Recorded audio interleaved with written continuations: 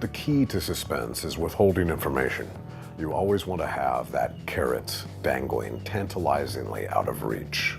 And once your reader gets to that carrot, there needs to be another one waiting on the horizon. Hey, what's going on, everybody? It's your boy Skip, aka Skipntosh, here with my man Wes. Say what's up to the people, Wes. What up, everybody? Ready for the Super Bowl? Oh, yeah. More than ready for that. I'm ready to jump into some comics, Wes. What are we talking about today? I think we're talking about X-Force 4 or number 6, my bad. X-Force number 6, indeed. Ben Percy, of course, still writing the script. This time around, though, we have a different artist on it. Was it Steven Segovia? Steven Segovia, and that's kind of actually the first thing I want to talk about, Wes. This is the first book that I can remember off the top of my head where we didn't have Joshua Cassara doing the pencils, and we also didn't have the normal colors either. We had Guru Effects this time around. Who normally colors this, by the way? Is it Frank D'Armata? No, normally it's Dean White, but Guru Effects has been credited as being a co-colorist at times on the series. Okay, all right. So this time he took over full work for Dean White. That was the first thing that kind of jumped out to me. What was the difference in the art? Doesn't have the same character, doesn't have the same grit. I feel like they did a fairly good job of mimicking it. You know, getting as close as you can to the feel that Joshua Cassara was bringing to the book. But this time around, definitely different. I actually liked it. I didn't love it. It's not Joshua Cassara, but I actually did enjoy it, and I felt like they did a good job of kind of keeping the tone with the colors, and even kind of some of the, as with Joshua Cassara's art, and especially with Dean White's coloring. Sometimes it feels like someone putting a little bit of paint on something and kind of smearing it in, kind of smushing it with their thumb.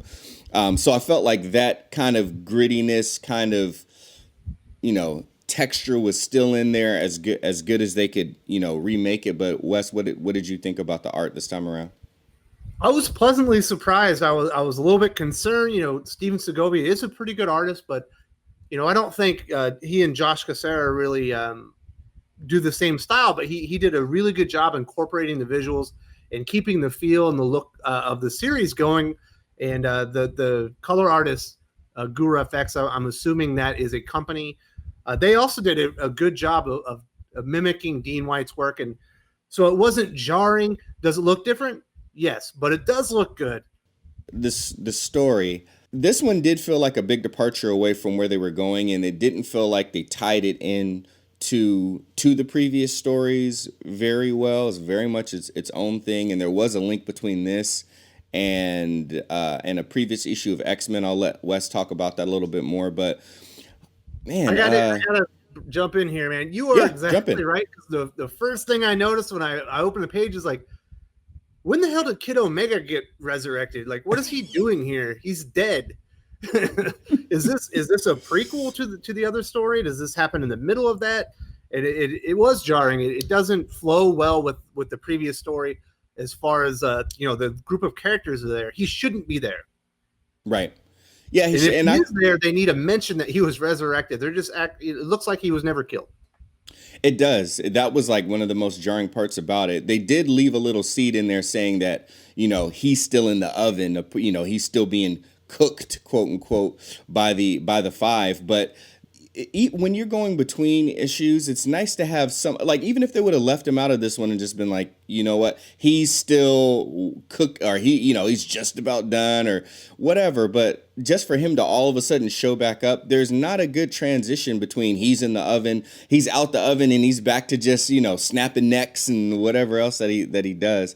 It was too jarring for me. It reinforces that thought that the stakes aren't real, because, we saw him get cut in half. He's dead.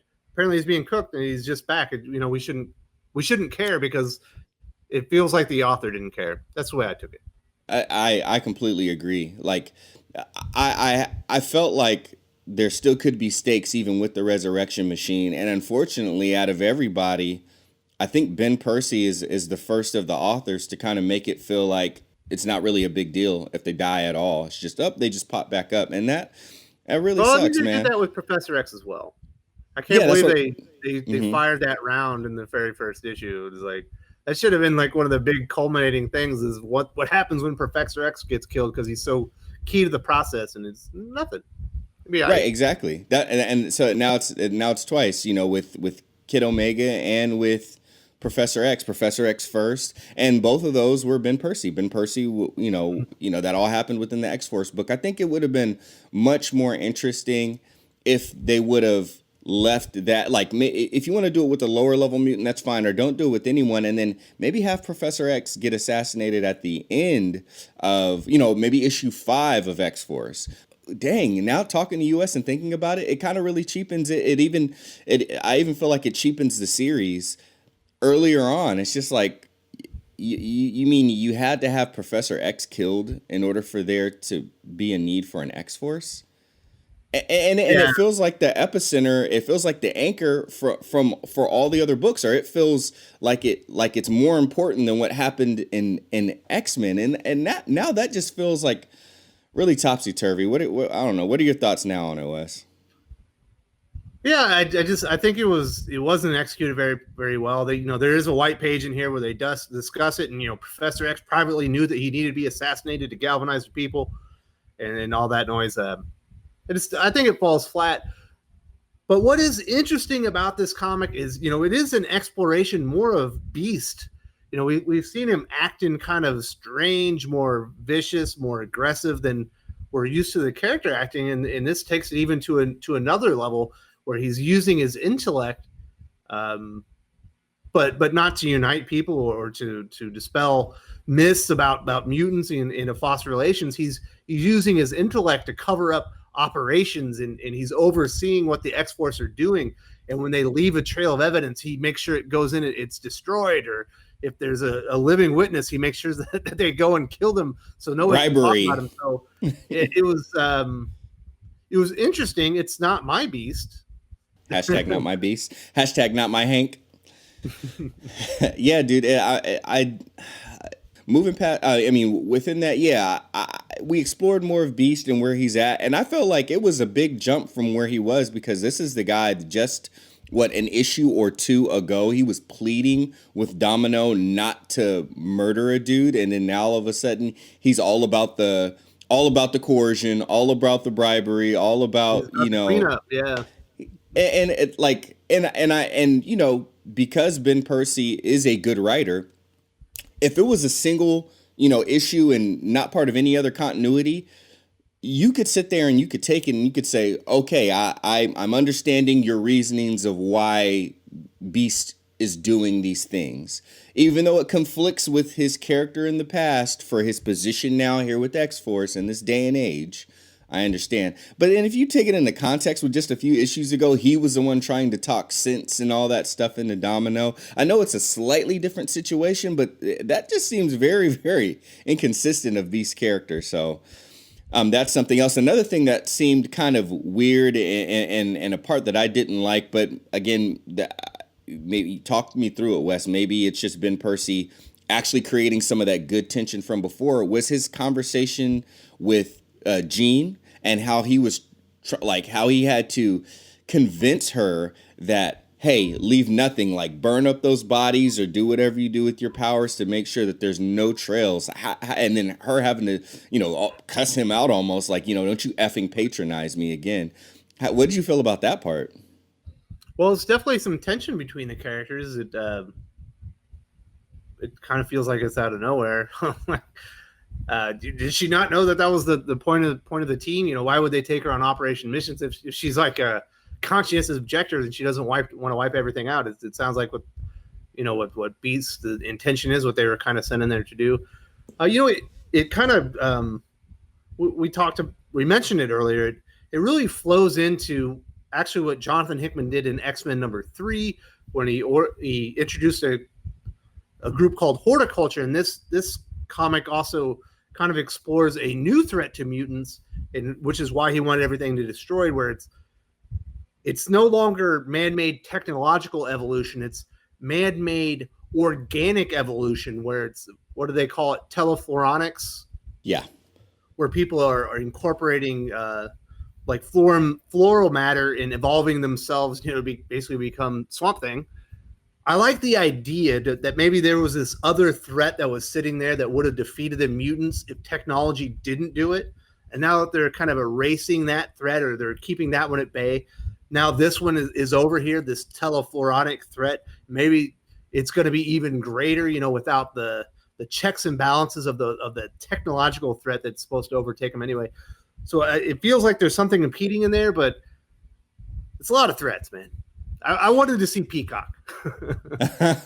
Right, because that was one of the biggest things that we went away from. It seems like just as we got enough information and enough intel, or just as X-Force got enough information and intel to get close to Peacock, then we have this issue, this very jarring issue where they just completely go away from that. And it's not like the other X book, because I don't remember in X-Men, this issue or the previous issue, that they were setting it up to go to, was it Terra Verde? Is that where they went to? I don't remember it setting it up to where they had to go there and be a part of this. So it's just like, oh, hey, here's another place that Professor X is going to do this. And why does Professor X keep going? Like, why can't we send someone else? Like, he's given Black Tom Cassidy a damn heart attack. He's losing his mind, because he feels like he failed to protect him the first time. Probably my favorite part of the entire book is him going crazy trying to keep Professor X safe. So I smiled about that part. It's probably my favorite characterization in the entire book. And I think it actually plays off of the previous events actually really well. It did, when he was putting them inside of the cocoon, the protective cocoon, trying to, protect him and everything. Yeah, that I did enjoy that part. That was probably the only part I enjoyed outside of some of Wolverine's dialogue and getting to see, anytime the claws come out, for me personally, it's usually a pretty good part of the comic. But yeah, and that's the other thing too, like, I didn't like the reason though. I didn't like the reason that they said Black Tom was there, because although I enjoy seeing Black Tom, when I saw him I was like, shouldn't he be on the island? They literally put you in charge. He's the one that can communicate with the island and has all the perimeter defenses and all the plants that can detect, incoming vessels, and has all the skies protected by using pollen and stuff. Yeah. And Cypher's not there. Yeah. And Black Tom's not there. Oh, what is going on? This is I feel like this is starting to really, really, really, really, like, it's one thing for interest to come down, but I just feel like all the things that they were setting up, like, the seams are just starting to fall. And I'll be honest with you, I'm sure I always try to lean on the side of the creatives. I do my best to try. I'm sure, like, editorial, like, hey, we need more books, we need some fillers, go ahead and do it. But it really, really, really starts to detract away from the story. And it sucks. But anyway, outside of Black Tom's characterization, what was another part of the book, Wes, that you enjoyed? Well, I don't know if I'll say I enjoy it, but it's the last thing I think we really need to talk about before we put a bow on this. And it actually kind of undoes all the work they do for Beast in the first 20 pages or so, where he's like this meticulous overseer. He's watching the operation. Everything's being coordinated. He's cleaning everything up, leave no trace. And then the son of the politician who was actually, this telefloronic, monster, he leaves him alive, in like a coma-like state for his father, so he won't suspect anything. And of course, the last reveal is he basically melts into nothing and then goes to a windowsill and is the flower beast, Swamp Thing, or Swamp Thing, light thing that he was. And it was like, well, that wasn't very smart, Beast. Why'd you leave him alive? He was the original problem. And which is weird, because I was conflicted by it, because he gives a really, we left him alive because then it would force the president to be grateful for what the mutants did. That's why we didn't erase the president's mind when Jean was erasing everybody else's mind when we broke into the compound. Like, it was convoluted, and I get what he was saying, but ultimately, like you said, it broke a very firm and solid pillar of why Beast has to go about things the way that he does. And like you said, if we set up this new foundation for Beast's character, and then literally a few pages later you have something fundamentally break it, and it only puts them in deeper trouble. It just feels very forced, and the inconsistencies, like, logically, when you write it out, like, from a writing standpoint, creatively, Percy covered all his bases. But from a logical standpoint, as someone who's reading it, and then I have to use my own mind to be like, what? It broke it. So yeah, Ben Percy, I still believe he's a good writer. I still believe he sets things up well, but the situations that the characters end in, I always feel like I'm conflicted on. Was this such good writing that that you make me feel conflicted about what happened, or was there actually holes in it, and that's why I feel conflicted? So I'm not sure, but all I know is X-Force. I'm falling out of love with it, unfortunately, more and more. But at the same time, it's hard because it's like I want to see where the story goes. I want to get past the Domino thing because I like Domino, but I'm not interested in a 2-story arc with Domino. But I want to get past it to see what happens with Peacock. But I might be checking out. I'm not sure. But for now, everybody who joined us, we appreciate you tuning in on this conversation about X-Force number 6. Definitely come and join our Discord. We continue the conversation in there, sharing comic book panels, books that we've been reading, people asking for books to read, people making recommendations for different books and stuff like that. Continue to tune in. The new format of content that we have coming out just about every day on the channel is pretty cool, rather engaging, and pretty awesome. So thanks, guys, and we'll catch you guys later. If you enjoyed this video, please give it a like. I would appreciate it very much. It helps us attract more views for the channel. Subscribe for future commentary, comic book news, and reviews. And don't forget to ring the bell for notifications. If you want to talk comics, movies, and much, much more, you can follow me on Twitter at Wes_from_TC. With that, Salamat Po, and I'm out.